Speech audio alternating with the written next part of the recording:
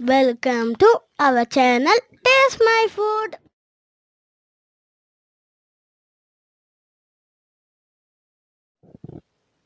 அஸ்ஸலாமு அலைக்கும். Hello friends, எல்லாரும் எப்படி இருக்கீங்க? நல்லா இருக்கீங்களா? இன்றைக்கி நம்ம சேனலில் ஒரு கேக் ரெசிபி தான் பார்க்க போகிறோம். அதுவும் பிளாக் ஃபாரஸ்ட் கேக். நார்மலாக அவன் இருந்தால் தான் அந்த ப்ரொஃபஷ்னலாக அந்த கேக் செய்ய முடியும்னு நினைப்பீங்க. பட் அப்படிலாம் எதுவுமே இல்லை. நார்மலாக நம்ம வீட்டில் யூஸ் பண்ணுற குக்கரை வச்சு தான் இந்த பிளாக் ஃபாரஸ்ட் கேக்கை செய்ய போகிறோம். அதுவும் செம ஸ்பாஞ்சியாக நீங்கள் கடையில் வாங்கி சாப்பிட்ற டேஸ்ட் எந்த மாதிரி இருக்குமோ சேம் அதே டேஸ்ட்லேயே இருக்கும். நீங்கள் ஃபஸ்ட் டைம் இந்த கேக்கை நீங்கள் ரெடி பண்ணுறதா இருந்தால் கூட தாராளமாக நீங்கள் ப்ரிப்பேர் பண்ணலாம். ரொம்ப பர்ஃபெக்டாக நல்லா வரும். கேக் ப்ரிப்பரேஷனோட இல்லாமல் அதுக்கு மேலே ஸ்ப்ரெட் பண்ணுறதுக்கு சாக்லேட் கணேஷ் அதை எப்படி பண்ணுறதை இன்றைக்கி நம்ம வீடியோவில் பார்க்க போகிறோம். ஓகே, இப்போ நம்ம ப்ரிப்பரேஷனை ஸ்டார்ட் பண்ணலாம். இன்றைக்கி நம்ம செய்கிற இந்த கேக்கில் முட்டை எதுவுமே சேர்க்க போகிறதில்ல. அதுக்கு பதிலாக பட்டர் மில்க்கை சேர்த்து தான் செய்ய போகிறோம். அதுக்காக நான் ஒரு 2 கப் அளவுக்கு பால் எடுத்திருக்கேன். இந்த பாலை பொறுத்த வரைக்கும் ஆல்ரெடி காய்ச்சி நல்லா ஆறின பால் இது. அதில் ஒரு 2 ஸ்பூன் அளவுக்கு வினிகர் சேர்க்குறேன். வினிகர் ஒருவேளை உங்கள் வீட்டில் இல்லைன்னா அதுக்கு பதிலாக ஒரு லெமனை நல்லா பிழிஞ்சு ஆட் பண்ணி விட்டுக்குங்க. நல்லா மிக்ஸ் பண்ணி விட்டுட்டு ஒரு 5லேருந்து 10 நிமிஷம் ஜஸ்ட் அப்படியே மூடி போட்டு வச்சுருங்க. இந்த மாதிரி பட்டர் மில்க்கை சேர்த்து நம்ம கேக் ப்ரிப்பேர் பண்ணும்போது கேக் வந்து நல்லா ஸ்பாஞ்சியாக சூப்பராக வரும் உங்களுக்கு. பட்டர் மில்க்னா வேறு ஒன்றுமே இல்லை. பாலில் ஜஸ்ட்டு கொஞ்சம் வினிகர் அப்படி இல்லைன்னா லெமன் ஜூஸை நம்ம சேர்த்தா அது பட்டர் மில்க்காக சேஞ்ச் ஆகிடும், அவ்வளோதான். நெக்ஸ்ட்டு இப்போ நம்ம மாவு ரெடி பண்ணிடலாம். அதுக்காக நான் ஒரு 2 கப் அளவுக்கு மைதா நான் எடுக்கிறேன். மைதா சாப்பிடாதவங்க தாராளமாக அதை ஸ்கிப் பண்ணிவிட்டு கோதுமை மாவு கூட யூஸ் பண்ணலாம். பட் நீங்கள் மைதா சேர்க்கும் போது நம்ம கடையில் வாங்கி சாப்பிட்ற அந்த கேக்கோட டேஸ்ட்டு வந்து உங்களுக்கு கிடைக்கும். இது கூடவே நான் ஒரு அரை கப் அளவுக்கு கொக்கோ பவுட்ரு, பிளாக் ஃபாரஸ்ட் கேக்னாலே கண்டிப்பாக கொக்கோ பவுட்ரு தேவை. ஸோ ஒரு அரை கப் அளவுக்கு எடுத்துருங்க. ஒரு 2 கப்பு மைதானா அரை கப் அளவுக்கு கொக்கோ பவுடர் கரெக்டாக இருக்கும். இப்போ நம்ம பேக்கிங் பவுடர் சேர்க்கலாம். ஒரு 2 ஸ்பூன் அளவுக்கு பேக்கிங் பவுடர். நான் இந்த பிராண்டு தான் யூஸ் பண்ணுறேன். இது கூடவே ஒரு ஸ்பூன் அளவுக்கு பேக்கிங் சோடா, அதாவது ஆப்ப சோடா. ஒரு அரை ஸ்பூன் அளவுக்கு சால்ட். இது எல்லாத்தையும் போட்டு இந்த மாதிரி சலிச்சு சேர்த்துக்குங்க. எப்போவுமே நம்ம கேக் ரெடி பண்ணும்போது இந்த மாவு அந்த ட்ரை இன்க்ரீடியன்ஸ் வந்து நம்ம டைரெக்டாக அப்படியே சேர்க்கக்கூடாது. சலிச்சு சேர்க்கணும். அப்போ தான் உங்களுக்கு அந்த கேக் வந்து நல்லா சாஃப்டாக நல்லா வரும். இப்போ இது எல்லாத்தையும் நம்ம நல்லா சலிச்சு எடுத்தாச்சு. ஜஸ்ட்டு இந்த மாதிரி எல்லாத்தையும் நல்லா மிக்ஸ் பண்ணி விட்டுக்குங்க.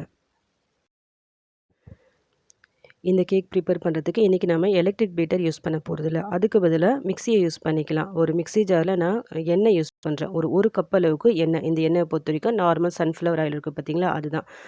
கடலை எண்ணெய், நல்லெண்ணெய் அந்த மாதிரி ஃப்ளேவர் இருக்க எண்ணெய் வந்து யூஸ் பண்ணிடாதீங்க. ஒரு கப் அளவுக்கு சுகர்.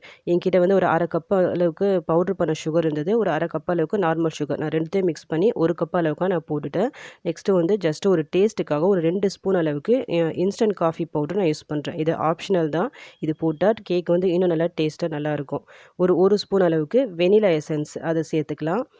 நம்ம ஆல்ரெடி ரெடி பண்ணி வச்சுருந்தோம்ல அந்த பட்டர் மில்க்கு, அது வந்து ஒரு 10 நிமிஷம் கழித்து எடுத்துகிட்டு இது கூடயே சேர்த்து நல்லா ஸ்மூத்தாக நம்ம பிளெண்ட் பண்ணி எடுத்துகிட்டு வந்துடலாம்.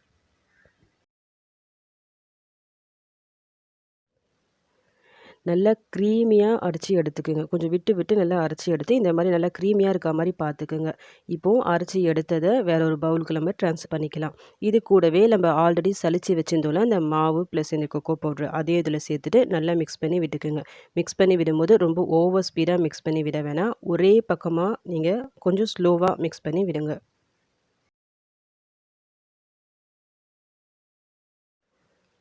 இந்த கேக் பேட்டரை மிக்ஸ் பண்ணி விடும்போது எப்போவுமே சர்க்குலர் மோஷனில் கொண்டு போய் நடுவில் வந்து ஒரு கட் கொடுங்க. இதை வந்து கட் அண்ட் ஃபோல்டு மெத்தட் சொல்லுவாங்க. இந்த மெத்தடில் நீங்கள் மிக்ஸ் பண்ணி விடும்போது கேக் வந்து நல்லா சாஃப்டாக நல்லா வரும். எந்த லம்ஸும் இல்லாமல் இந்த மாதிரி ஸ்மூத் டெக்ஸ்சராக மிக்ஸ் பண்ணி எடுத்துக்குங்க. அவ்வளோதான். இப்போ நம்மளுக்கு கேக் பேட்டர் ரெடி. இந்த கேக்கை இன்றைக்கி நம்ம குக்கரில் ரெடி பண்ணுறதால நான் ஆல்ரெடி குக்கரில் கொஞ்சமாக எண்ணெய் போட்டு நல்லா க்ரீஸ் பண்ணி அதுக்கு மேலே கொஞ்சம் மாவு போட்டு இந்த மாதிரி டஸ்ட் பண்ணி எடுத்து வச்சுருக்கேன். இப்போ வந்து இந்த கேக் பேட்டரை இதில் போட்டுடலாம். போட்டுட்டு இந்த குக்கரை வந்து ஒரு 5 நிமிஷம் நல்லா டேப் பண்ணி விடுங்க. இந்த மாதிரி டேப் பண்ணி விடும்போது அந்த நடுவில் ஏதாவது ஏர் பபிள்ஸ் ஃபார்ம் ஆகியிருந்தால் அது எல்லாமே உடஞ்சி போயிடும் உங்களுக்கு. இப்போ நம்ம இதை மூடி போட்டு மூடி வச்சிடலாம். மூடியை பொறுத்த வரைக்கும் நார்மல் பிளேட்டை வச்சு கூட நீங்கள் மூடி போடலாம். அப்படி இல்லைன்னா குக்கர் மூடி இருக்குது பார்த்தீங்களா, இதை போட்டு கூட நீங்கள் கவர் பண்ணிக்கலாம். பட் வந்து விசில் போடக்கூடாது. கேஸ்கெட் வந்து போட்டால் போடலாம், இல்லைன்னா வேணாம். குக்கரை வந்து டைரெக்ட்டா அப்படியே நம்ம ஸ்டவ் மேல வச்சிடக்கூடாது. இந்த மாரி ஒரு தவா மேல வச்சுக்கங்க. உங்க வீட்ல பழைய தவா இருக்கும்ல, அது மேல வச்சு நீங்க யூஸ் பண்ணிக்கலாம். இந்த தவாவ பொறுத்தவரைக்கும் ஒரு 10 நிமிஷம் முன்னாடியே நல்லா ஹீட் பண்ணி வச்சுக்கங்க ஸ்டவ்ல. இந்த குக்கர் வந்து அதுக்கு மேல வைக்கும்போது தவா வந்து நல்லா ஹீட்டா இருக்கணும். லோ ஃப்ளேம்ல வச்சுக்கங்க கம்ப்ளீட்டா. இப்ப நம்ம பேக் பண்ணி எடுத்துடலாம். பேக்கிங் டைம பொறுத்தவரைக்கும் ஒரு 45 நிமிஷத்துலருந்து 1 1/4 மணி நேரம் வரைக்கும் ஆகும்.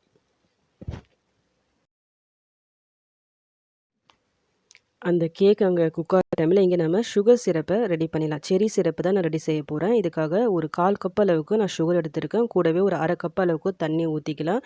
கொஞ்சமாக செர்ரிஸை வந்து நான் இந்த மாதிரி கட் பண்ணி எடுத்து வச்சுருக்கேன். இதையும் சேர்த்து நல்லா ஒரு கொதிக்க வச்சு எடுத்துடலாம். ஒருவேளை செர்ரி உங்ககிட்ட இல்லைன்னா நீங்கள் வெறும் சுகர் தண்ணியை வச்சு நல்லா பாயில் பண்ணி எடுத்துக்கோங்க. பாயில் பண்ணுறதுனா ரொம்ப நேரம் கொதி வரணும்னு அவசியம் இல்ல. ஜஸ்ட் அந்த சுகர் வந்து கரைஞ்சி இந்த மாரி வரணும். அந்த அளவுக்கு நீங்க பாயில் பண்ணா போதும். இப்போ வந்து ரெடி ஆயிடுச்சு செர்ரி சிரப்பு. இது கொஞ்சம் ஆறட்டும். நெக்ஸ்ட் இப்போ நம்ம சாக்லேட் கணேஷ் எப்படி செய்யுதுன்னு பார்க்கலாம். இதுக்காக ஒரு 1/4 கப் அளவுக்கு கொக்கோ பவுடரு, ஒரு 1/4 கப் அளவுக்கு சுகர், ஒரு 2 ஸ்பூன் அளவுக்கு கார்ன்ஃப்ளவர் நான் பவுலில் சேர்க்குறேன். இது எல்லாத்தையும் போட்டு ஜஸ்ட்டு மிக்ஸ் பண்ணி விட்டுட்டு அதுக்கப்புறமா பால் சேர்த்துக்கலாம். பாலை பொறுத்த வரைக்கும் ஒரு 1/2 கப் அளவுக்கு நான் சேர்க்குறேன். இந்த பால் ஆல்ரெடி காய்ச்சி ஆற வச்ச பால் தான் இது. ஒரே டைம் ஃபுல்லாக பால் சேர்க்க வேணாம். கொஞ்சம் கொஞ்சமாக பால் சேர்த்து எந்த லம்ஸ் இல்லாமல் நல்லா மிக்ஸ் பண்ணி விட்டுக்குங்க. நான் நார்மலாக வீட்டில் வந்து இந்த மாதிரி வீடியோ ரெடி பண்ணும்போது என் பசங்க தான் ஷூட் பண்ணுவாங்க. பின்னாடி இருந்து அவங்க வாய்ஸ் ஓவர் கொடுத்துட்டே இருப்பாங்க. அதை வந்து ரிமூவ் பண்ணிவிட்டு நான் வாய்ஸ் ஓவர் கொடுப்பேன். இப்போ சேம் இதே நான் கிளிப்ஸை வந்து நான் அவங்க வாய்ஸ் ஓவரை நான் காமிக்கிறேன் பாருங்கள். டெய்லியும் எங்கள் வீட்டில் இந்த கலாட்டா தான் நடக்கும். கொஞ்சம் சேர்த்துக்கோங்க. சுகர் ஒரு மாவை கலந்துக்கோங்க. அது ஒரு ஸ்பூன் போதும். ஒரு ஸ்பூன் சாரி 2 ஸ்பூன் வச்சு கலக்குங்க. நல்லா கலக்கணும். இது கலக்கல நல்லா அந்த பேக்கா பவுடர்மே ஆகும். எஸ் மாத்துவாங்க. நல்லா கலக்கணும். நல்லா சாக்லேட் மில்க் ஆட் பண்ணிக்கோங்க. கொஞ்சம் பால் கலந்து மில்க் ஆட் கொஞ்சம் கொஞ்சமா சேர்த்து மிக்ஸ் பண்ணுங்க. கொஞ்சமா மிக்ஸ் பக்கத்துல வச்சிட்டா அது நல்லா கலக்குங்க. அது சாக்லேட் தண்ணியா வரும். சாக்லேட் சிரப் மாதிரி மாறுது. ரொம்ப டார்க்கா ஆகும். அது லைட்டா டார்க்கா காபி மாதிரி காபி கலர் மாதிரி ஆகும். கலக்கி முடிச்சோனே இன்னும் கொஞ்சம் பால் ஊற்றிக்கணும். மில்க் ஊற்றிக்கணும். அப்போ இன்னும் நல்லா பார்க்கணும். நீங்கள் என்ன பண்ணுறீங்களா குச்சாரிங்க. அப்போ ஃபுல் மில்க்கும் கலக்கி முடிச்சோடனே நல்லா கலக்கிடுங்க. நல்லா தண்ணி மாதிரி வரும். அப்படியே குச்சாதீங்க, இல்லைன்னா ஒரு மாதிரி இருக்கும். இது நல்லா இப்போ நீங்கள் கேட்டது அவங்க பின்னாடி கொடுத்த வாய்ஸ். அதை நான் ரிமூவ் பண்ணாமல் அப்படியே போட்டுட்டேன். இவங்க பண்ணுற கலாட்டாவாலேயே நான் என்ன பண்ணுவேன்னா, கொஞ்சம் பாஸ் பண்ணேன், கொஞ்சம் ப்ளே பண்ணேன். இந்த மாதிரி மாற்றி மாற்றி சொல்லியே ஒரு வீடியோ வந்து ரொம்ப நேரம் டைம் எடுக்கும் ஷூட் பண்ணுறதுக்கு. நம்ம ரெடி பண்ணி வச்சிருந்தோம்ல அந்த கொக்கோ பவுட்ரு, பால், இந்த சுகர் இது எல்லாத்தையும் ஸ்டவ்வில் வச்சுட்டு லோ ஃப்ளேமில் வச்சு மிக்ஸ் பண்ணுங்கள். நம்ம ஹை ஃப்ளேமில் வச்சுட்டா சீக்கிரமாக உங்களுக்கு அடி பிடிச்சிரும். ஸோ லோ ஃப்ளேமில் வச்சு மிக்ஸ் பண்ணி விட்டே வாங்க. நீங்கள் தொடர்ந்து மிக்ஸ் பண்ணிகிட்டே வரும்போது கொஞ்ச நேரத்துலேயே உங்களுக்கு நல்லா இந்த மாதிரி திக்காகிட்டே வரும். இதோட கன்சிஸ்டன்சி எப்படி இருக்கணும்னா ரொம்ப ஓவராகவும் திக்காகிடக்கூடாது, சேம் டைம் ரொம்ப தண்ணியாகவும் ஆகிடக்கூடாது. இதோட கன்சிஸ்டன்சி இந்த மாதிரி பார்த்துக்குங்க. நான் எடுத்து கொஞ்சம் காமிக்கிறேன் பாருங்கள். இந்த ஸ்டேஜ் வந்தவுடனே ஸ்டவ் ஆஃப் பண்ணிவிடுங்க. இது கொஞ்சம் ஆறட்டும். அவ்வளோதான். இப்போ நம்மளுக்கு கேக் மேலே ஸ்ப்ரெட் பண்ணுறதுக்கு சாக்லேட் கணேஷ் ரெடி ஆகிடுச்சு. இங்கே இந்த சைடில் நம்ம கேக் வச்சிருந்தோம்ல, அது ரெடி ஆகிடுச்சான்னு பார்க்கலாம். நான் ஓப்பன் பண்ணி பார்க்குறேன். பார்க்கும்போதே தெரியும் நல்லா சூப்பராக பொங்கி வந்திருக்கு. ஒரு நைஃபை வச்சு இந்த மாதிரி இன்சர்ட் பண்ணி பாருங்கள். எதுவுமே மாவு ஒட்டாமல் வருது. அவ்வளோதான், கேக் வந்து நம்மளுக்கு ரெடி ஆகிடுச்சு. இது கம்ப்ளீட்டாக ஆறட்டும். கேக் வந்து சூடாக இருக்கும்போது டீமோல்ட் பண்ணிடாதீங்க. நம்ம பண்ணதே வேஸ்ட்டாக போயிடும். கேக் வந்து உங்களுக்கு உடஞ்சி போயிடும். கம்ப்ளீட்டாக நல்லா ஆறணும். ஆறிட்ட பிறகு இந்த மாதிரி மேலே ஒரு பிளேட்டை வச்சு அப்படியே திருப்பி போடுங்க. ஈஸியாக உங்களுக்கு கேக் வந்துடும். பாருங்கள், அந்த குக்கரில் கூட எதுவுமே ஒட்டாமல் சூப்பராக வந்திருக்கு. நான் ஜஸ்ட் உங்களுக்கு இந்த கேக் இந்த மாதிரி ப்ரெஸ் பண்ணி காமிக்கிறேன். ப்ரெஸ் பண்ணும் போதே தெரியும் இது எந்த அளவுக்கு நல்லா சாஃப்டாக வந்திருக்குன்ட்டு.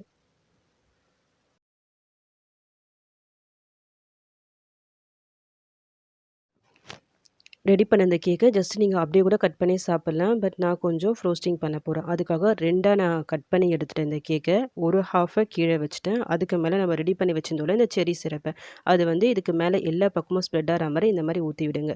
இந்த மாதிரி செய்யும்போது கேக் வந்து இன்னும் நல்லா ஜூஸியாக சாஃப்டாக உங்களுக்கு வரும்.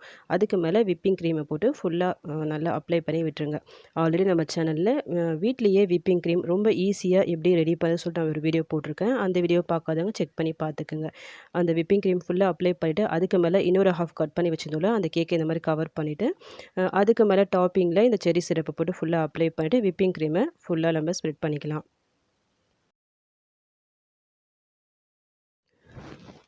நம்ம அப்ளை பண்ண இந்த விப்பிங் க்ரீம் வந்து ரொம்ப பெர்ஃபெக்ட்டா நெறைய அப்ளை பண்ணணும்னு அவசியமே இல்ல. ஏன்னா, அதுக்கு மேல நம்ம இந்த சாக்லேட் கனஷ தானே அப்ளை பண்ண போறோம். ஸோ, கொஞ்சம் லைட்டா நீங்க அப்ளை பண்ணி விட்டுக்கோங்க விப்பிங் க்ரீம. இப்போ வந்து ரெடி பண்ணி வச்ச இந்த சாக்லேட் கனஷ வந்து நான் ஃபுல்லா ஸ்ப்ரெட் பண்ணி விட்டுக்கிறேன். இந்த மேல, அந்த சைட்ல எல்லா பக்கமும் ஸ்ப்ரெட் ஆற மாரி பார்த்துக்கங்க. ஆல்ரெடி நம்ம சேனல்ல vanilla cake, honey cake, plum cake சொல்லிட்டு நெறைய கேக் ரெசிபீஸ நான் அப்லோட் பண்ணியிருக்கேன். அது எல்லாமே அவன்ல செய்யாம நார்மல் குக்கர்ல செஞ்ச கேக் ரெசிபீஸ் தான். அது எல்லாத்தையும் கேக் ரெசிபீஸ் சொல்லிட்டு ஒரு பிளேலிஸ்ட் இருக்கும். அத செக் பண்ணி பார்த்துக்கங்க. கண்டிப்பா உங்களுக்கு யூஸ்ஃபுல்லா இருக்கும். இப்போ வந்து பாருங்க, இந்த சாக்லேட் கனஷ வந்து ஃபுல்லா நம்ம அப்ளை பண்ணிட்டோம். அப்படி அப்ளை பண்ணும்போது உங்களுக்கு கீழ வந்து லைட்டா இந்த மாரி ஸ்ப்ளிட் ஆயிருக்கும். அது எல்லாத்தையும் ஒரு துணிய வச்சு நல்லா கிளீன் பண்ணிடுங்க.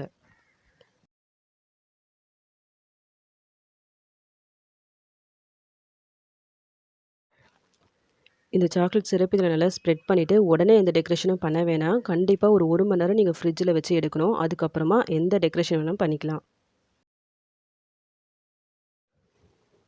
ஃப்ரிட்ஜில வச்சு எடுக்கும்போது தான் இது நல்லா கம்ப்ளீட்டா செட் ஆயிட்டு, உங்களுக்கு டெக்கரேஷன் வந்து சூப்பரா வரும்.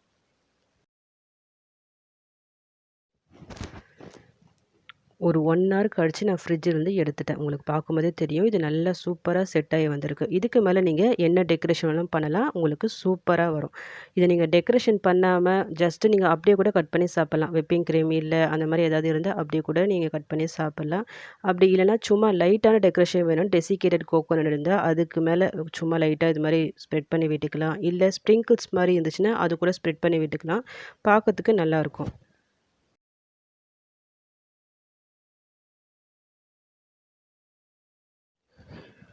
இந்த கேக் மேல போடுற ஃப்ளவர் வந்து நான் தான் பண்ணுவேன்னு சொல்லிட்டு என் 2 பசங்களுக்கும் ஒரே காம்படிஷன். ஸோ அவங்க மாத்தி மாத்தி இந்த ஃப்ளவர வந்து போட்டுக்கிட்டாங்க. இப்ப நான் அதுக்கு மேல இன்னும் கொஞ்சம் டெக்கரேட் பண்றதுக்காக என்கிட்ட கொஞ்சமா இந்த சாக்லேட் பால்ஸ் குட்டி குட்டி பால்ஸ் இருந்தது. அது எல்லாத்தையும் இந்த மாரி நான் ஸ்ப்ரெட் பண்ணி விட்டுக்கிறேன்.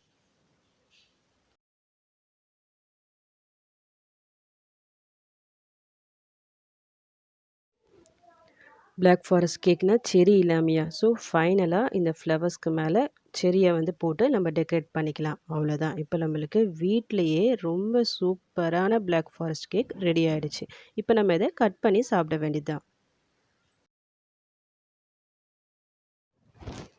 இதுக்கு மேல கேக்னா நம்ம ஷாப்ல தான் போய் ஆர்டர் பண்ணணும்னு அவசியமே இல்ல. ரொம்ப ஈஸியா நம்ம வீட்ல ரெடி பண்ணிடலாம். பிளாக் ஃபாரஸ்ட் கேக்க நீங்க வெளிய போய் வாங்கி பாருங்க. ஹை பிரைஸ் தான். பட் அத நம்ம வீட்ல செய்யும்போது ரொம்ப கம்மியான செலவுல ரெடி பண்ணிடலாம். சேம் டைம் ரொம்ப ஈஸியா ரெடி பண்ணிடலாம். டேஸ்ட்டும் ரொம்ப நம்ம கடையிலலாம் வாங்கி சாப்பிடுற மாரி எந்த டேஸ்ட்ல இருக்குமோ, சேம் அதே டேஸ்ட்ல இருக்கும். நல்லா ஸ்பான்ஜியா நல்லா வரும். அத விட பெரிய விஷயம் என்னன்னா, நம்ம வீட்லயே நம்ம கையால கேக் ரெடி பண்ணி, அத கட் பண்ணி சாப்பிடும்போது, மத்தவங்களுக்கு சர்ப்ரைஸ் குடுக்கும்போது அதோட ஹேப்பியே தனிதான். ஒரு தடவ ட்ரை பண்ணி பாருங்க. கண்டிப்பா அந்த ஹேப்பிய நீங்க ஃபீல் பண்ணுவீங்க. கேக்கையும் ரெடி பண்ணியாச்சு. அப்புறம் என்ன கட் பண்ண வேண்டியது தான். இத கட் பண்ணும்போதே உங்களுக்கு தெரியும், எவ்ளோ சாஃப்ட்டா அந்த நைஃப் வந்து உள்ள போது பாருங்க. ரொம்ப சாஃப்ட்டா நல்லாவே இருந்துச்சு இந்த கேக்கு.